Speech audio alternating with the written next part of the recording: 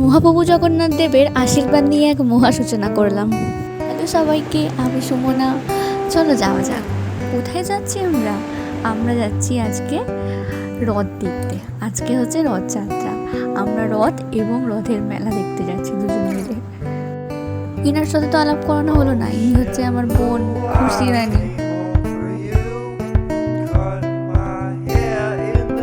কি সুন্দর ধারে ধারে মেলা বসেছে, চারিদিকটা খুব সুন্দর লাগছে। ওই যে জগন্নাথ দেবের রথ, খুব সুন্দর একটি দৃশ্য। আর হ্যাঁ, শুভ রথযাত্রা জানাই সকলকে।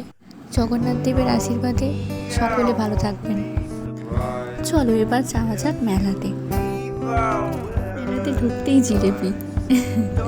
ওরে বাবা, দেখো খালি মেলাতে কত ভিড়, ঢোকাই যাচ্ছে না ভেতরে। এই যে পেয়েছি আমার সব থেকে পছন্দের জায়গা, ওই জন্য থমকে দাঁড়িয়ে গেলাম একটু ভালো করে দেখে নেওয়ার জন্য। কিন্তু এত ভিড় যে আমি ওখানে যেতেই পারছি না। দেখবো একটু কাছ থেকে, যাই একটু মেলাটা ঘুরে নিই আগে। এই যে ফুচকা, এত ভিড় আর ফুচকা খাওয়াই হলো না। ওই যে দূরে দেখা যাচ্ছে নাগরদোল্লা, ওটা খুব মনে হয়েছিল যে একবার চড়বো, কিন্তু এত ভিড় যে নাগরদোল্লা আমাদের চড়াই হলো না।